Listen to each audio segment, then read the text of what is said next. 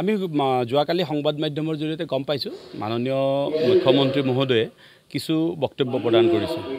আমি নাজানো যে এটা গণতান্ত্ৰিক প্ৰক্ৰিয়া বা গণতান্ত্ৰিক গোপন প্ৰক্ৰিয়াৰ এটা খবৰ বা তথ্য মুখ্যমন্ত্ৰী ডাঙৰীয়াই কেনেকৈ লাভ কৰিছে এই বিষয়ে আমি অজ্ঞাত। আৰু সেই বিষয়টোত আমাৰ ক'বলগীয়া বিশেষ কথা একো নাই। তেখেতে যদি ক'ৰবাত কিবা কাৰণত তথ্য লাভ কৰি কথা কৈছে সেইটো আমি তেখেতে জানে, কিন্তু আমি জানো যে এইটো এটা গোপন প্ৰক্ৰিয়া। গোপন প্ৰক্ৰিয়াৰ কথা এনেধৰণে কিয় কৈছে এয়া তেখেতে জানিব। কিন্তু এই কথাটো ঠিক যে ৰাজ্য চৰকাৰৰ শিক্ষা বিভাগে গ্ৰহণ কৰা শিক্ষা হেতু এপটোৰ বিসংগতি আছে, আৰু সেই বিসংগতিবোৰ আমি বাৰে বাৰে দেখুৱাই দি আছোঁ। আৰু দেখুৱাই দি থকা কাৰণেই হয়তো এই বিষয়টো তেনেধৰণে উপস্থাপন কৰিব পাৰে। কিন্তু আমি মুখ্যমন্ত্ৰী ডাঙৰীয়াক আমি অনুৰোধ জনাম যে তেখেতে এই যিটো শিক্ষা হেতু এপত যিখিনি বিসংগতি আছে বুলি আমি আবেদন সহকাৰে আমি জনাইছোঁ, সেই বিসংগতিখিনি দূৰ কৰক। কোনো শিক্ষকে উপস্থিতি দিবলৈ আপত্তি কৰা নাই, কিন্তু বিসংগতিয়ে জ্বলা-কলা কৰাইছে। এই জ্বলা-কলা খোৱা এই ব্যৱস্থাখিনি দূৰ কৰাৰ কাৰণে আমি মুখ্যমন্ত্ৰী ডাঙৰীয়াক অনুৰোধ জনাইছোঁ। আৰু মুখ্যমন্ত্ৰী ডাঙৰীয়াই কোৱা কথাখিনি যদি সত্য হয় তেনেহ'লে আমিতো ভাবিম যে শিক্ষকসকলে মুখ্যমন্ত্ৰী ডাঙৰীয়াৰ নিৰ্দেশ মতেই কাম কৰিছে। কাৰণ মুখ্যমন্ত্ৰী ডাঙৰীয়াই কিছুদিন আগতে কৈ থৈ দিছিল যে শিক্ষক আৰু ডাক্তৰৰ ভোট আমাক নালাগে। গতিকে হয়তো কোনোবা শিক্ষকে মুখ্যমন্ত্ৰী ডাঙৰীয়াক অগাধ ভাল পায়, তাৰ কাৰণে ভোট নিদিয়াকৈ থাকিছে যদি তেওঁৰ তথ্য যদি মুখ্যমন্ত্ৰী ডাঙৰীয়াৰ হাতত আছে আমি নাজানিম। আচলতে কথাটো সত্য নে অসত্য আমি দিয়া আবেদনবোৰ চালে গম পাব। এতিয়া যেতিয়া এটা বাচ্চাৰ ক্লাছ 4-5ত পঢ়ি থকা শিশু এটাৰ অনুপস্থিতিৰ কাৰণ মেটাৰনিটি লিভ বুলি দেখুৱাই দিয়ে, যেতিয়া এজন মৃত শিক্ষকৰ উপস্থিতিটো দেখুৱাই দিয়ে, তাৰ পিছতো যদি বিভাগে কথাটো বিশ্বাস নকৰে সেইটোতো আপোনাৰ আৰু বেলেগ ক'বলগীয়া কথা একো নাথাকিব। আৰু অসমৰ প্ৰতিখন জিলাৰ প্ৰতিটো শিক্ষা খণ্ডৰ শিক্ষকসকলে যেতিয়াই যি অসুবিধা পাইছে সেই অসুবিধাটো সদায়ে লিখিতভাৱে জনাই আছে। লিখিতভাৱেতো মানুহে আৰু মিছা কথা ক'ব নোৱাৰে। গতিকে শিক্ষা বিভাগক আমি অনুৰোধ জনাম যে এই বিসংগতিসমূহ দূৰ কৰি এপটোৰ বিসংগতিসমূহ দূৰ কৰি শিক্ষক শিক্ষয়িত্ৰীসকলক মানসিকভাৱে শান্তিৰে ক্লাছ কৰিবলৈ সুবিধাটো দিয়ক।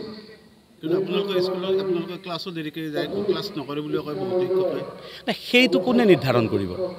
সেইটো নিৰ্ধাৰণ কৰিব ছাত্ৰ ছাত্ৰীসকলে, সেই বিদ্যালয়ৰ ওচৰত থকা অভিভাৱকসকলে।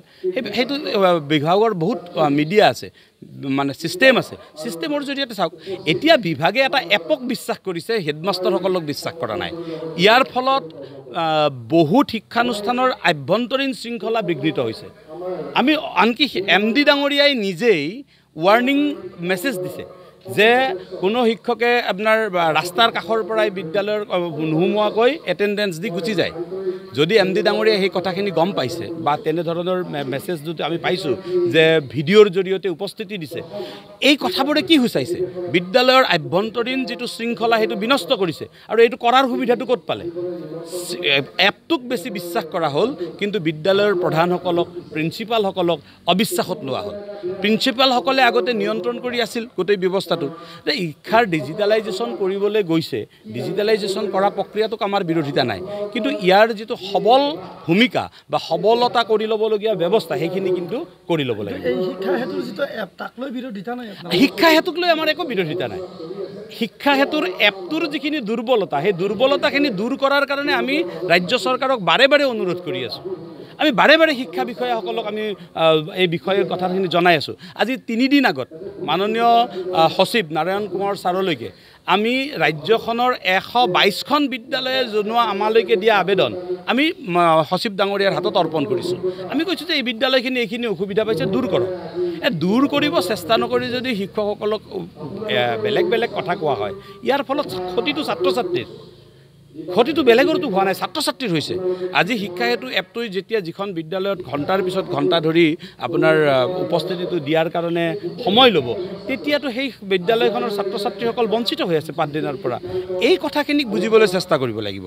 শিক্ষামন্ত্ৰী ডাঙৰীয়াৰ বক্তব্যত আমি তেখেতৰ বক্তব্যতেই কৈছে যে তাত থকা বিসংগতিখিনি আমি দূৰ কৰা হৈছে, দূৰ কৰিবলৈ ব্যৱস্থাপনা কৰা হৈছে। তাৰমানে শিক্ষাটোত বিসংগতি আছে, শিক্ষামন্ত্ৰী ডাঙৰীয়াই গম পাইছে, আমিও তাকেই দেখুৱাই দি আছোঁ। তো আমি দেখুৱাই দিলে আমি স্কুলত নোযোৱা হয়, শিক্ষামন্ত্ৰী ডাঙৰীয়াই বিসংগতি দূৰ কৰি আছোঁ বুলি ক'লে শিক্ষামন্ত্ৰী ডাঙৰীয়াই কথাটো কি ভুল ক'লে নেকি? কিন্তু শিক্ষকসকলে একাংশ শিক্ষকে যেতিয়া ভোট দিয়া নাই বুলি কৈছে, সেইটো আচলতে উচিত হৈছেনে? চাওক, মইতো ক'লোৱে যে এইটো এটা গোপন প্ৰক্ৰিয়া।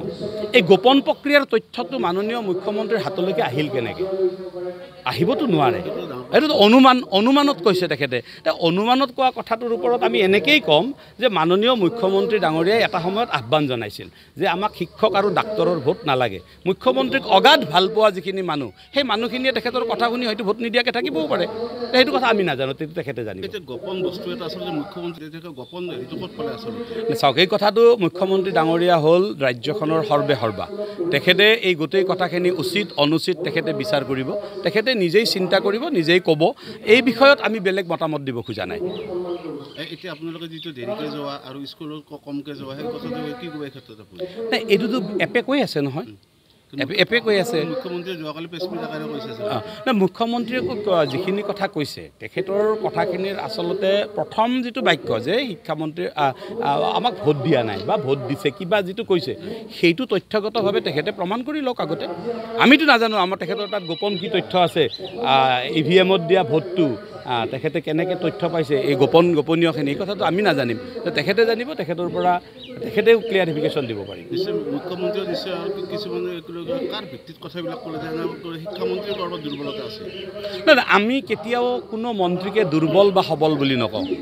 আমি কওঁ যে বিভাগীয়ভাৱে গ্ৰহণ কৰা যিখিনি নীতিবোৰত ক'ৰবাত বিসংগতি ৰৈ যায় বা নীতিবোৰৰ পদ্ধতিবোৰত ক'ৰবাত ভুল হয়। যেতিয়া ভুল হয় সেই সময়ত থকা শিক্ষামন্ত্ৰীজনে ইমপ্লিমেণ্ট কৰিব যাওঁতে তেওঁ বিফল হয়, আৰু যেতিয়া শুদ্ধ হয় তেতিয়া সেই সময়ত থকা শিক্ষামন্ত্ৰীজন সফল হয়। যেনে কেন্দ্ৰ চৰকাৰে এটা সময়ত নীতি এটা নিৰ্ধাৰণ কৰিলে যে আমি টেটৰ জৰিয়তে শিক্ষকসকলক নিযুক্তি